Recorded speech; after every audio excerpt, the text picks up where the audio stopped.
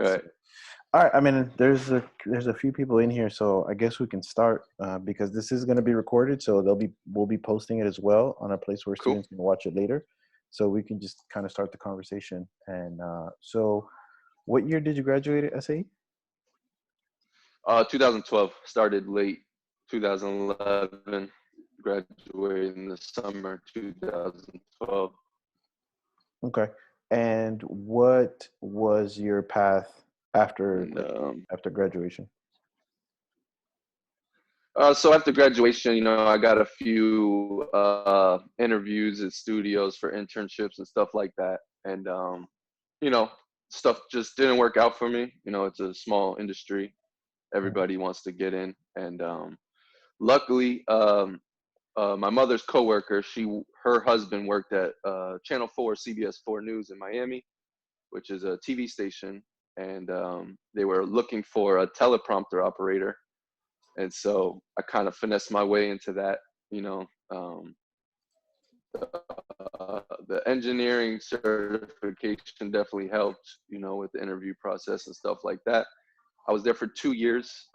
At Channel 4, I did not do any audio. I was not audio.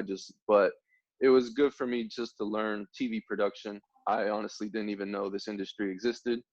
Didn't know anything about this industry at all. Had no prior knowledge of anything. And so 2 years go by, you build your resume, and then I applied for a job at Fox Sports, which was a full-time job. I didn't get that job, but the person who got it was a freelancer who worked in there. So I ended up replacing that guy. And still, when I first started, I was not an audio guy. I was media manager. But, just talking with a few coworkers, everyone just always said, man, the industry's always looking for audio guys, always looking for audio guys. So finally, I reached out to my boss. He's not really my boss, but the guy who crews us.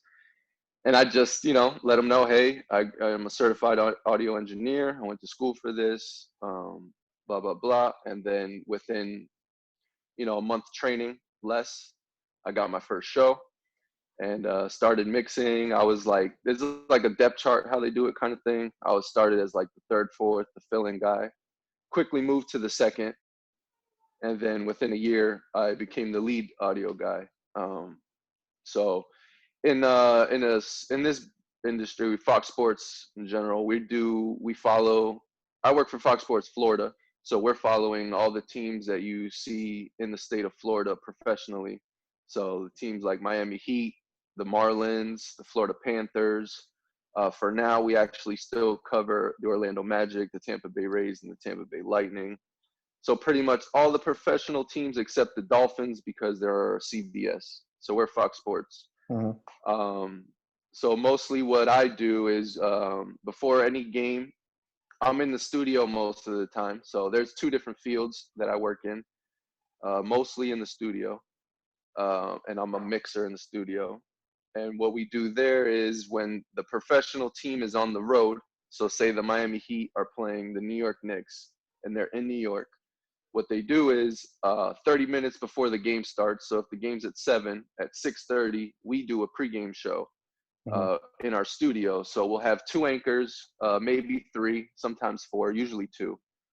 And we'll do a 30-minute television show, just, what to expect, some maybe past stories of the week, look ahead, a schedule, standings, all type of stuff. And then they throw it to the broadcast, which I also have experience working in. I'll get to that later.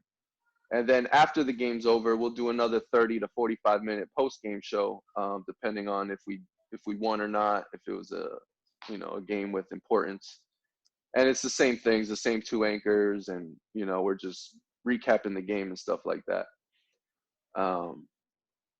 So the studio aspect, it's fairly simple. We use a Yamaha DM2000. I don't know if you guys still have the O2R No, we don't in have the the O2R studio. anymore. So that's Okay. a Okay. kind of smaller format digital Digital. console. Yeah. It's very simple. What we use it for is very basic. We're not doing a lot of mixing, if you would say. We have our settings set, a lot of compression. And we kind of come in, we load our settings to based on the anchor, stuff like that. And then what we have is, so we'll have 1 to 4 mics. So if you think on the audio board, your first 4 channels will be your microphones. And then we have what we call playback systems, which where the actual video gets played from. Hmm. So with those videos, you'll have sound effects from the game, whether it's a highlight, whether it's a coach press conference, stuff like that. So we have audio coming off of those, and we have 4 of those channels. So if you're thinking of an audio board, the first 4 will be mics, the second 4 will be your playback machines. We label them letters of the alphabet, it's usually W, X, Y, Z. You know, that may vary. And then your next 4 channels, we have what we call remote channels, which is in our system. The engineer actually has the capability of any incoming signal. So we always connect our remote 1 channel to wherever we are. So if we're in New York, like I said before, our team has a truck, like a big 18-wheeler. So they're plugged into a feed, and that's getting direct input into our studio. So we'll have that on remote 1. So we'll have 4 remote channels. And basically what that is if, you know, we want to do a back and forth with our people in the studio and then the people who are actually calling the game who are at the stadium, you know, they can talk to each other and we can track them both. So we could take them live if we want, or we can have like a back and forth type of thing. And is this And also then the type of thing that you use, like when somebody calls in, like on a talk show kind of thing, or? yeah, so we have a telephone line for designated just for that. But yes, we with the other 2 channels, if we ever wanted to do that, we could. And the remote, the reason why, so the telephone line, you wouldn't really see the person talking. It would just be a telephone line. But with the Mhm. remote, you actually have video along with it, so you'll see Got the it. face to face and stuff like that. Then we have what we call EVS, which is like what I was saying with the playback machines. Those are packages that were edited pre-time. So this EVS machine is actual real-time stuff. So if we're in a post-game show and we're live and we're talking about the game and the coach is coming on an interview, we don't have to necessarily stop exactly what we're doing and go directly to the coach. Our EVS guy has the power to just stop it, cut it, and just have it ready for playback. And then we have so that's like your first 8 channels are mics, playbacks. Your next 8 are your remote and your EVS channels. And then we just have like sound effects stuff. So we have what we call a technical director. They have a switcher board, which if you're thinking of an audio console, it's the same concept, but instead of faders, it's just buttons. And they're in charge of everything that you actually see. So if they want to see this camera, they punch that camera up. If you want to see a different camera, they punch that camera. And with that, they have some sound effects throughout the program. So we have to track that as well. So if you're thinking about, if you watch Sports Center, or if you watch, a lot of sports, you'll see like right when the show starts, they have their own opening theme music that usually comes from the technical director. Then we have a graphics guy, which if you're watching sports and if you see anything pop up like on the bottom of your screen and it's stats, but if that has a sound effect to it, we're also tracking that. And then we have a encode machine, which is basically just a playback machine with music cuts that we paid for. And so anytime we're in a highlight package, we're adding music under it, tracking it very low. So at any moment, you could be mixing, mics, an edit, a video, uh, transitions, and music at one time. So you're kind of just balancing. Obviously, with this, the vocals, what the people are saying, you want to keep that the main focus. Then you got any effects mics, any effects that are coming, you want that just to be the next layer. And then the music's on the bottom. The music's really just filling dead space, stuff like that. But the cool thing with us is that in the studio, it's kind of all been set. We have what we call an RTS panel. So any given day, we have anywhere between 13 to 15 people on a crew. And so RTS panel just is basically a party line that all of us can talk to each other if we need to. So if you're one position and I'm another position, I can allocate different people to talk to you if you want. If you don't want the editors, if you want this guy instead, I can make that happen. So it's just basically, you know, we're all in our own stations, but we're all on like this headset kind of thing, listening to each other. Our director, I like to say, he's like an NFL coach. He's calling the plays, he's calling the shots, and everyone's listening, and we're just whatever he says, that's what we're doing. You got a producer who's like the GM. He's the one who wrote the show, and he's basically in charge of, all right, this segment we want to talk about this, next segment we want to talk about that. And so we're just basically in constant communication. For my sake, I'm only listening to those two, the director and the producer, because I'm obviously mixing. So I need to be able to hear as much as I can. Um, so it's kind of like you get used to it at a time. We call it selective hearing. So, you know, at some point it's the same kind of pattern of a show. And, you know, I kind of block out what the director and producer are saying so I could focus on the mix. And then once I get the mix somewhere where I like it, I kind of back off of that and I'm kind of listening to both uh, go. And then, so what we do with the talent is we used to have hardwire mics. I, I proposed to them to switch to just wireless mics. It just makes everything easier. So we have 4 wireless mics. We use Sennheiser MKE 2s. Doesn't really matter what it is. So it's just a wireless mic. We have an IO panel in the back. We put the transmitter into there, and then the mics are attached to a receiver. So the talent can wear the mic on their hip, and then they put it usually on their tie or their coattail, depending if it's a male or female. And so that's the mics. Those are coming into the board. It's a digital board, so theoretically you could put them anywhere you want, but we keep them steady. So And Chris, so, it sounds like yeah, when you guys, so a little bit different than I think like studio is like the team is much bigger and you're in constant communication because it's not just the audio part, it's also the video part. yes, yes, So yes. so is that something that you learned once you got to the audio part, or when like in the earlier part of your career when you were doing the teleprompter stuff, did you kind of pick up on Yeah, some words, some kind of yeah, terminology and stuff like that? absolutely, Can you tell absolutely. me more about like Yes, the earliest stuff that you learned, like maybe some mistakes that you see people make, like kind of early audio stuff? early audio stuff. I mean, so yeah, my 2 years of CBS is when I just kind of learned TV production lingo type of thing, and just like I said, I had no prior experience to this, so I used that as like a 2 year internship. I was paid for it. I didn't get paid a lot, but you know, I kind of use it as a 2 year paid internship. So yeah, early on, the thing people make the most mistake is just not having your stuff set up. I've been able to train 2 people since I've been there, and what I tell them is do your dirty work early. If our show's at 6:30, we're in at 4:30. There's a lot of downtime into that, and it's just kind of like just being aware. It's very easy to doze off, but it's just being aware.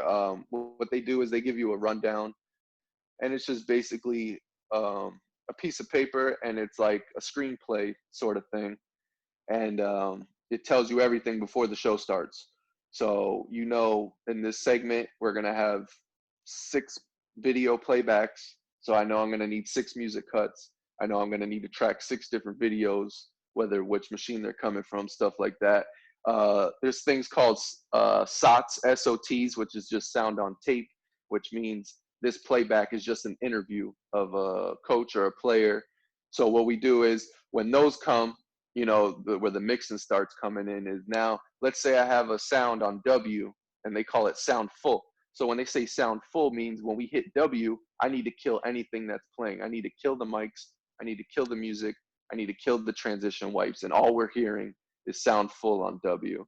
And now while that's playing, they're given time cues. 1 minute left, 30 seconds left, 15 seconds left. And now when it gets to like 3-2, I'm bringing the mics up. Once this video is over, boom, I'm killing that. Um, so it's just things like that with the mixing where it's just, in my field, it's not necessarily the technical stuff is not that hard in the studio because it's a lot set up prior. It's just the mix and the smoothness and just paying attention and knowing. Um, a lot of things that get people in trouble is when the editors cut the packages. I'm not hearing these highlights before they get played, so it can start low and then all of a sudden it's and now it's super high. And the one thing with audio is in this industry, not a lot of people understand it. hardly anybody can help you. But the one thing is, it's the one position that if it sounds bad, it's the most noticeable. So I always tell people, get in, get out. The best thing you know you're doing a good job is that nobody even knows you worked. If people know you, who you are by name, and they're calling your name, that's not good. Um, so So it's you just want to things be like kind that, of under the radar, and just because you under the did your job, radar. if you do your job right, Exactly. nobody's gonna know who you are because it just everything works. Exactly. So the thing with audio, you're kind of in an island because most of these people went to school for TV production. They didn't go for audio. So they just don't understand why it doesn't work. Why isn't it working? Why isn't it working? And now you're thinking, is it an XLR issue? Is it a connection issue? Is it a battery issue? Is it an input on my board issue? Is it an output on my board issue? So you're constantly just having to go through these things quick. And as time goes on, you kind of get that signal flow. I know you guys learned about signal flow and stuff like that. And so it's just getting things back on track as quickly as you can, because if our show starts at 6:30, there's nothing you can do. You got to be ready at 6:30. There's nothing we can do about it. Um, so it's things like that. There's a thing, going back to the talent, what they have is they have something called an IFB, which is a interfold interrupt foldable playback, something like that. Doesn't really matter. So basically, IFB is it's just a mix I send to the people, to the anchors. So on aux one, I'm gonna send the guy on mic one. I'm sending him a mix on aux one, and it's basically like a headset mix. But they want to hear, obviously, they want to hear themselves. They want to be able to hear the other person they're talking to. They want to hear highlights and sound on fulls, and they want to hear a little bit of music. So basically, what they're doing is throughout the broadcast, they're talking back and forth, and they're hearing all of this. But let's say the director or the producer wants to talk to them, they can hit it on their RTS panel, and it interrupts anything that's playing, and all they hear is the producer or the director, and they're telling them, hey, next we're going to go to this. Hey, we only got 30 seconds. We got to wrap this up. Stuff like that. So you're in charge of that mix. It's basically set, but there's always certain people that want to hear themselves a little louder, or they don't want to hear themselves at all. Stuff like that. So I'm in charge with that mix. So it's kind of like if you want to compare it to giving headset mixes to the drummer and then the bass guy and the lead soloist or whatever. They all want different things, but they're all getting their mix. Um, Another thing that we're doing is we're sending all of our stuff down what's called a mix minus line, which is basically a telephone line. So if anybody wants to, they could dial into the telephone number and they'll literally hear whatever's on program. So the people who, like when I was referring to earlier, when the team's in New York and the guys are waiting to hear us, they're literally calling into our mix minus line just to hear our program audio. And so that sometimes gets messed up throughout the broadcast. Hey, we're not hearing mix minus, and it almost always happens 20 seconds before they're about to come on, and not 5 minutes before they're about to come on. So it's just being able to think quick on your feet. It could go very slow to very intense really quickly. So that's just something you got to be able to. I'm just looking at some notes. Some things you got to be able to mix back and forth. In the studio, like I said, fairly simple setup. For the most part, it's the same kind of flow for the shows. We have a encode machine, which it's just a DJ machine, and you're just hitting a button, which is set for a certain music cut. So they'll call like, hey, I want a drama cut. Hey, I want a rock and roll cut. Hey, I want this. So you got to have all that stuff kind of set up beforehand. Chris, is there any Yeah. use of any type of DAW during this stuff, or are you sometimes asked to like edit We're audio for anything? no, no, no, we're not editing much. We'll do some editing. They do Avid Media Composer.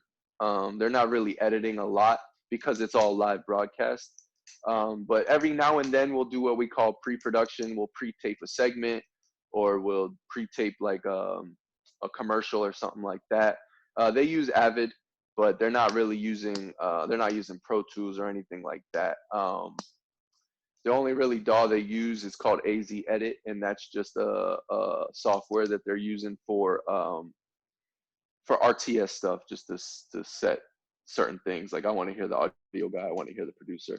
So we're not actually editing any audio at all. Um, you know, simple dynamics, slight compressor, you compress it, a little EQ, you just kill the low end, and then you're kind of just going from there. Um, and that's really it for the studio side. But then I also want to tell you guys about there's a remote side. So the other end of it, when I was talking about the team being in New York. So now let's say there's a home game in Miami. The same kind of thing that we're doing in the studio, we actually have a full crew at the arena. Every game that's ever happened, they have two crews at an arena. So it's basically an 18-wheeler truck. And in the truck, it's been designed. They built it out to be an actual studio on wheels.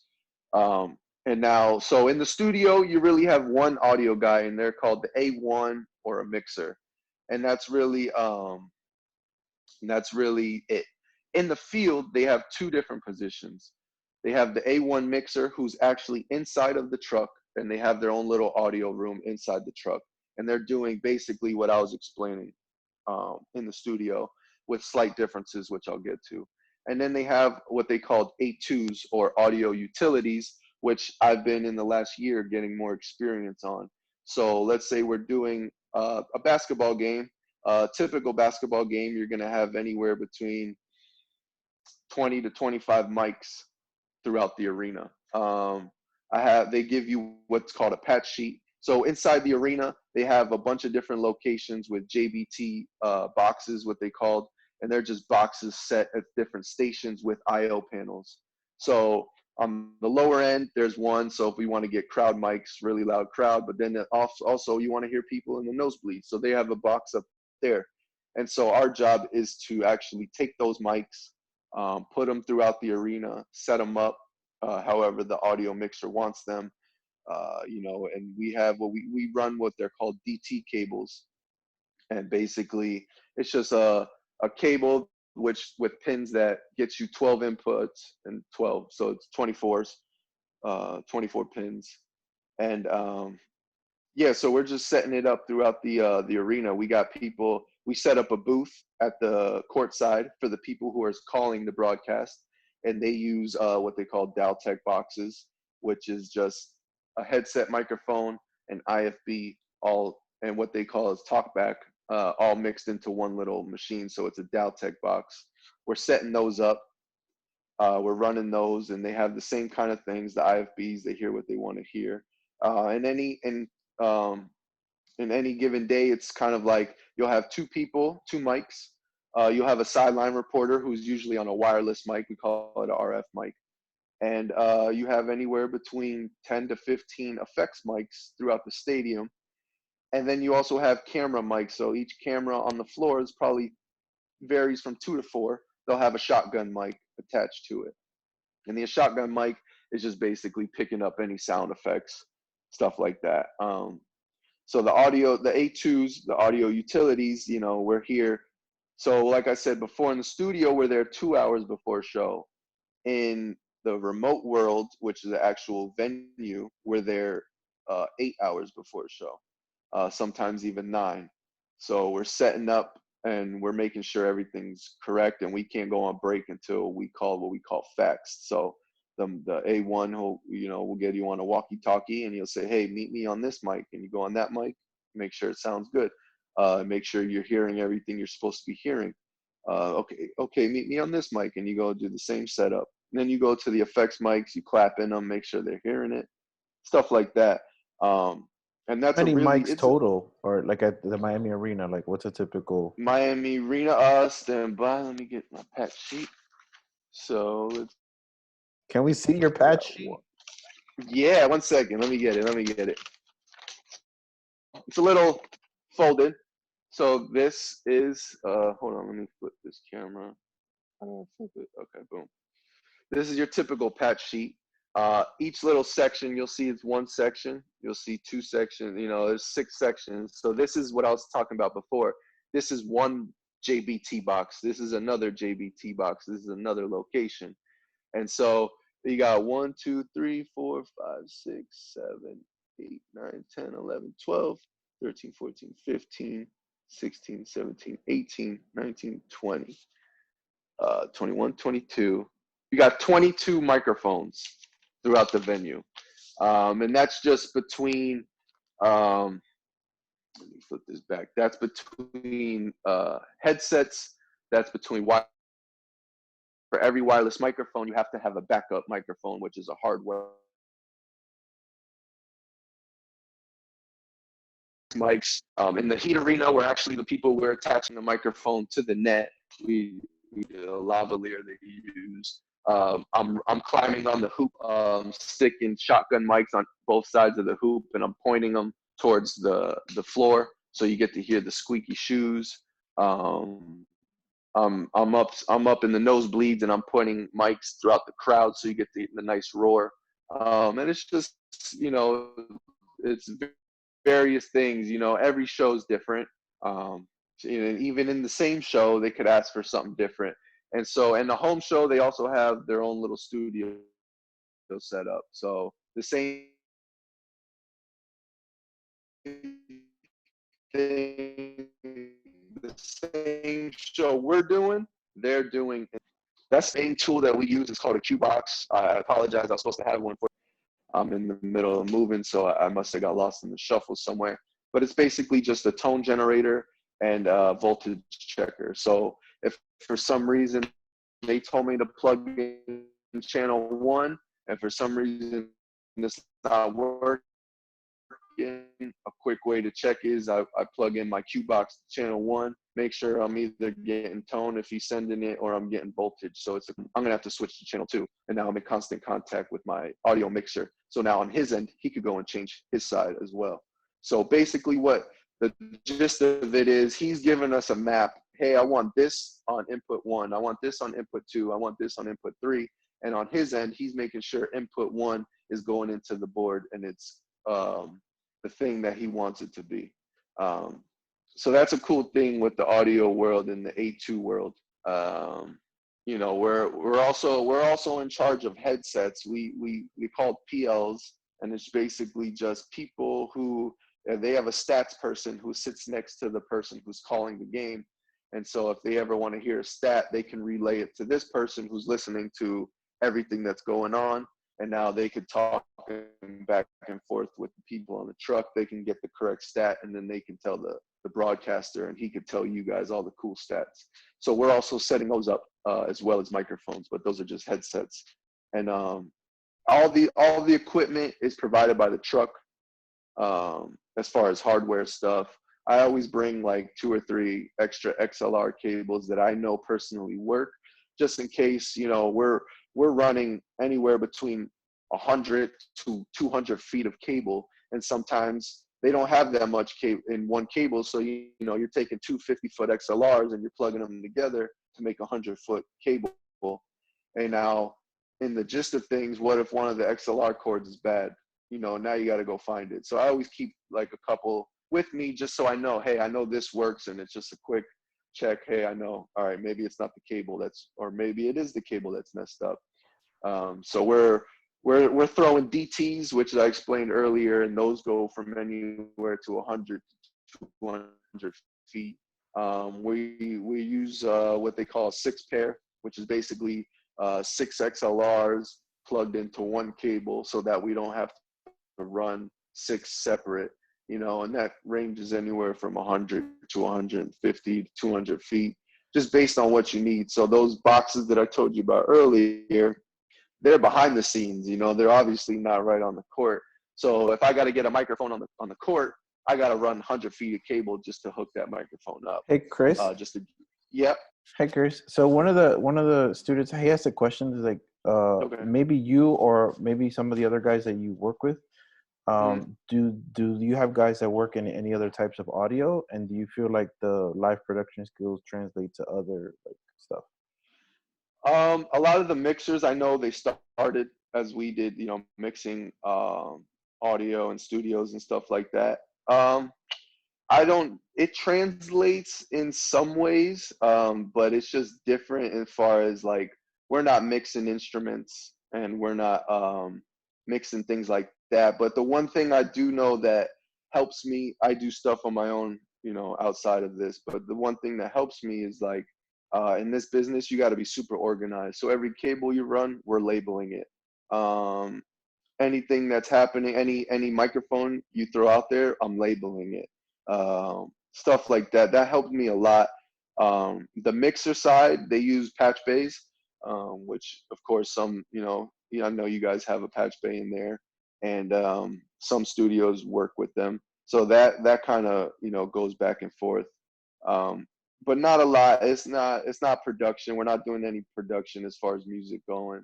I guess we could, but the corporation of Fox, they have music that they've bought and they've licensed throughout the years. So we're just running through that. Um, Live production. I mean, it's a good practice as far as just you're controlling at any time. This guy's controlling 20 different mics. So on your audio board, obviously, you send your effects mics to an effects group. You got your announcer mics on an announce group and stuff like that. So those things kind of correlate. But as far as production, as far as editing goes, it's a different world. Um, but it's an awesome world, and there's a lot of money to be made in this world, and it's a very secretive world. So to me, that's what I love. I love sports in general.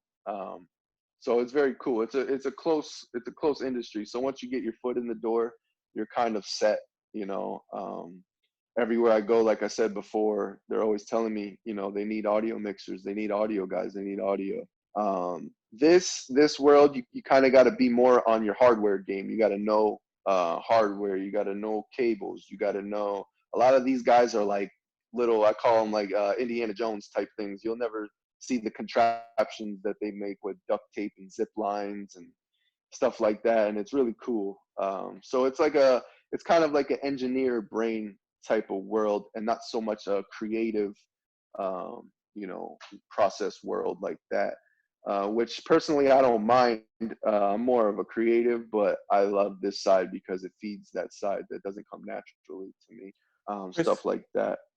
I Yeah. know you talked to us about how you started. Obviously, you started at CBS doing teleprompt. What are some other ways that people get into this? Obviously, because you're saying it's kind of closed and not a lot of people know about it. So, like, what are some ways people actually get into this? Um, I got lucky, obviously, but it is knowing people. I know a lot of these companies, they start with internships, stuff like that. But honestly, so my side of the department, we're all freelancers. So it is a lot of it is kind of getting in by knowing someone, but at the same time, uh, now more than ever, there's just more and more and more and more production companies, which may be a little lower budget, smaller things, but they're just out there. You can kind of look there. Sorry, there's you can search Google Fox Sports, jobs at Fox Sports. You could Google freelance jobs. You could Google audio operator jobs. I know there was a few openings at like Univision a couple months back, Telemundo. I've seen NBC, Universal, stuff like that. And once you get in there, you meet contacts, and what you'll notice is everyone that you meet in the studio, they also work remotely, and they know somebody who knows somebody who knows someone. So just the other day, I was working a college basketball game at FIU, and one of the camera guys, believe it or not, he has his own production company. So at the end of the night, he gave me his card. I sent him a resume, and he had originally crewed me to work an event, which got canceled, obviously, to the coronavirus, stuff like that, which was unfortunate. But um, things like that, internship. Uh, for a little bit, you may need to swallow your pride. I was making $10 an hour doing teleprompter. I had to be in Miami at 4 o'clock in the morning, work till from 4 to 1, and you're literally in your own room spinning a little wheel so people can read off of it. But if you're willing to learn, this industry is great because that's the thing I've noticed too is everyone's willing to teach. It's just if you're willing to put in the work. So just to give you guys a kind of glimpse from CBS, I went from teleprompter operator. Within a month, I was doing what they call floor director, which is just basically pointing out each position that the talent has to look at, has to be at, stuff like that. Within a year, I was doing camera operator. They had robotic cameras, so I was operating cameras. from a robotic machine, which is cool because it's kind of like playing a video game. I love video games. When I went to Fox Sports, my first position is what they called a media manager. So basically, anything that is coming into our system, I was in charge of either recording it. We use called Avid Capture. So we have, coming directly into our studio, able to learn other stuff, and then I kind of so it's kind of, if you're open-minded about trying new things, it's a great opportunity. They have video editors, which is, a lot of people I know you want to ask me if you do a lot of audio editing. Not a lot, but they're doing tons and tons of video editing. So that's another way to get in. They have a graphics guy, which could be another way to get in. They have what we call a ticker operator. So if you're watching news or Sports Center, that little scroll at the bottom that's giving you updates and stuff like that, that's literally one person who's just assigned to that. And that's actually one of my understudies, a girl that I trained, that was her position when she first came in. And she ended up training audio. And she had no audio experience at all. She never went to school for it. So it's a lot of hands-on stuff, which is cool, which is really what I like in this industry. They kind of shuffle you around, stuff like that. But once you establish yourself, I kind of established myself in the studio as the mixer. So any show that happens, I basically get first dibs on it. And if I'm available, I accept it. If I'm unavailable, I can decline it, and then it goes to the person who's next in line. Now, Chris, So is it? Yep. now you do sports. Are the Yeah. skills that you have gained doing the sports broadcast, do they transfer to something like a news broadcast or like a talk show or anything like that? Oh, absolutely, absolutely. They're all doing the same process. Whether I worked in news, unfortunately, I didn't get to get into the audio side a lot, and I also didn't really know what was going on to kind of grasp things without being taught. But yeah, news. When I first started, it was the same setup. They had their own audio board.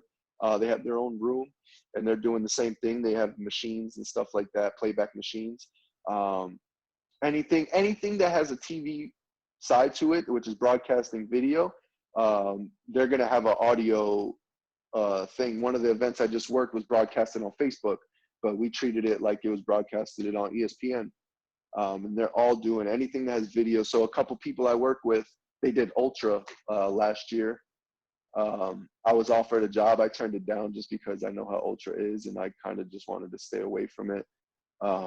What the one thing that you'll hear is the bigger the event, the crazier it is, and the more difficult it becomes, or the more hectic it is with just nonsense and stuff like that. Which isn't a big deal, but sometimes the freedom in this industry is you get to pick and choose when you want to work, which is really cool. But yeah, anything you see broadcasted. So even Showtime, if you're watching a talk show, if you're watching Ellen DeGeneres, if you're watching Sports Channel, if you're watching news, if you're watching weather, they all have an audio setup. If you can hear them, there's a setup for it. So it's really cool. The engineer at my job, he came up through the audio world. I'm kind of his understudy. I'm trying to get into being a broadcast engineer, not just an audio engineer. And he done voiceover work for commercials and stuff like that. And he's also worked in post-production for like movies and stuff like that. He's worked on The Departed. He's worked on a bunch of other movies. That's just my favorite movie, and he told me he worked on it, so that's one I can remember. What's the I difference don't. between a broadcast engineer and the audio engineer? So broadcast, this guy, he's overseeing any operation in the studio. So if there's a video problem, he's fixing that. If there's a editor machine problem, he's fixing that.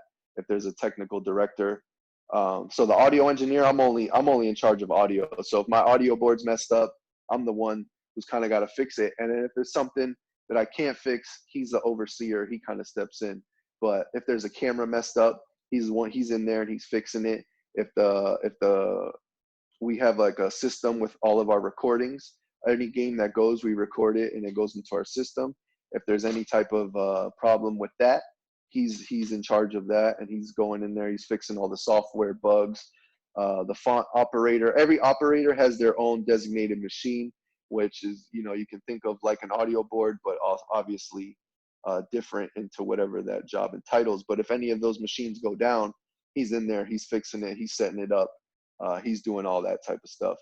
So, and they are very well compensated, and they are full-time employees, and like, so I'm trying to get into that. And once I get into there, I'm confident I can go anywhere in the world if they need a broadcast engineer. So that's the reason why I want to get into that. All right, So yeah, Chris. that's a different. Yeah. So, so the question that everybody wants to know is, what's the pay like? Whew. Starting Okay, out, so the different levels, like, just give us a kind of like a just. okay, so just a really just to scale it, right? So I started at Channel 4 as a teleprompter operator, making $10 an hour. They upgraded me to floor director, which did not come with a pay raise, so that was still $10 an hour. Within a year, I was a camera operator, still making $10 an hour. So now, fast forward to getting a job at Fox Sports as media manager, and the guy gives me a phone call, and he goes, "Hey guys, sorry, he goes, hey, I'm sorry to tell you, we're one of the smaller markets, so we could start you at $26 an hour." And I was just kind of, and I was just like, "Oh yeah, I think I can make that work." And in the back of my mind, I'm going, "Yes." Uh, then I became a camera operator, which is $29 an hour, and now as an audio operator, I'm making 38 an hour. That's And awesome, man. that's just in studio. So now let's go to the remote side. As an audio utility or an A2, I'm working a 10-hour event, and I'm bringing home no less than $500 a night. Um, so what Awesome. they do is what they do with those events is when they book you, you're booked for 10 hours. So if you work 8 hours, you get paid for 10. Anything over 10 hours, you get overtime. So that's why baseball, which is my least favorite sport, has quickly become my favorite sport, because there's no time limit, And the and the games are games like can 8 hours long. exactly. So you're getting a bunch of overtime, and if you got one game, they play 3-4 game series. If you're familiar with baseball, so if I get one event, I'm getting 4 events. So within a week, within one series, let's just say it's a 4-game series, you're looking anywhere between two grand to 2,500. And that's just the audio 2. The audio 1 mixer, you're bringing home no less than 650 a night. Um, so that's just, Amazing. and it's the same guidelines of that's for 10 hours. Anything over that, you're getting time and a half. Anything over 40 hours in a week, you're getting time and a half. And the cool thing is, let's say day 1 of my week, I'm working in studio making 38 an hour. And day 7 of my week, when I'm in overtime and I'm a mixer on the truck making 62 an hour, my overtime for the week is going towards whatever you worked last. So I'll be getting time and a half on my 62 an hour, not my 38 an hour. Damn, Chris. Yeah, yeah. So, you know, uh, that's another reason why, I, like most people, wanted to be in studio, stuff like that. Unfortunately, it didn't work out for me. But like I said, it is an industry that not a lot of people know about. And it's just what I like to call it. It's a sweet lick. If you're really good at your job, like anything, it becomes repetitious. It becomes a pattern, and you're kind of in cruise control a lot. And you're just, the money. Don't tell a lot of people that, but the information, the knowledge that you possess holds that weight. So because they can't just grab any Joe Schmo off the street, because when stuff goes wrong, that's when you really earn your money. So it's a lot of money to be made. The bigger the corporation, the more the money is. They're just spitting money out left and right. I've just I'm new to the remote side, but people I know, they work with Showtime. They work with some of these bigger TV channels, and they look down on the remote side, saying, "Yeah, these are small time gigs." So if I'm making 54 an hour and it's a small time gig, I could just imagine what a Showtime or an HBO is paying, stuff like that. So there's a lot of money to be made in television, and especially sports, because I mean, unfortunately now something like this can stop sports, but it's stopping a lot of industries. But in the grand scheme of things, sports is one of these industries that are kind of timeless, and it feels like it can last as long as as long as any industry, because there's always going to be a sports, there's always going to be a demand for broadcasting and stuff like that. So um, yeah, you can't really fake a TV show You without you audio mentioned guys. you mentioned the Facebook thing earlier. Is that Uh, something that the industry is seeing a lot more of, like people doing online broadcasts, and um, or just kind of a shift in how things are handled? Is there anything that's is done it differently? what well, it's not really. So what I'll say to kind of explain the Facebook broadcasting is not, it's not taking one channel from here and changing it to this. What it's doing is just creating more channels, because let's say uh, a college team like FIU, which isn't a big basketball school, it's not a big sports school. Maybe it is. Forgive me if I'm wrong. But in the grand scheme of things, it doesn't generate a lot of pull. So you're not going to get them on TNT. You're not going to get them on ABC. Those big companies are not going to broadcast. But now Facebook is going to broadcast them. So it just brought, now an event that wouldn't have been broadcasted is now broadcasted on Facebook. Um, an event that wouldn't have been broadcasted could get picked up by Twitter. I know Twitter was doing NFL games not too long ago. And so if there's one event, but let's say there's four different companies broadcasting, let's say, stuff like the Super Bowl, for instance, they got Fox, they got ABC, you got Spanish channels. Every single company that's broadcasting brings in their own crew. So if there's four different companies, they're crewing four different audio guys, five different audio guys, stuff like that. So it's not taking from the industry; it's just adding to the opportunity. So that day when I did the Facebook show, it was a smaller budget, so I had to come home with only $400. Unfortunately, poor me, right? But so the money kind of changes. Smaller broadcasts, it's a little lower budget, but even that, if you do the hours, it was 40 an hour, which to me is great. Um, I did some soccer, minor league soccer, which was broadcasted in South America. It wasn't even broadcasted in America. And so, stuff like that. It's smaller venues, it's smaller trucks, smaller equipment, but it's just addition to, something that wouldn't have been broadcasted maybe 10 years ago is now getting broadcasted just on Facebook. So stuff like that is great to the industry. Digital isn't really affecting much for now, simply because you can't. You gotta have the stuff in the arena. You gotta have it. You gotta have people there. That's the only way to broadcast it. So it's Right. just changing the platform, but the job itself is still staying packed. All right, Chris. Well, I'm gonna. There's a chat, guys, at the bottom. If anybody want to ask any questions, and Yep. before Feel we wrap free. it up, and then also if you could just, Chris, just again give me like some places where people can kind of look for these types of jobs. What are the job titles that they need to be looking for, and then maybe Um. some tips as to the kind Yeah. of the interview process and like the kind of things that they might be asked or stuff like that. Yeah, you can look at any TV station wherever you live. You could start there. You could start um, any TV station in general, broadcasting. You can search for anything from audio operator. I'll talk a little slower just in case people want to write this down and take notes. Audio operator. A1 is what it's called as a mixer. A2 is the audio utility that I was talking about before. Anywhere between audio operator, audio sound mixer, audio engineer, um, audio broadcaster, audio technician.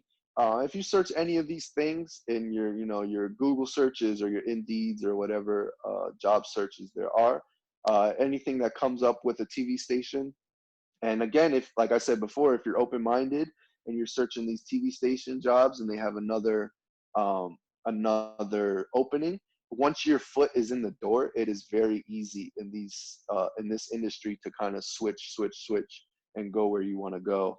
To be honest, uh, my interview process, it's very weird interview. When I got my job at Channel 4, I walked in, I met the guy in charge of hiring me.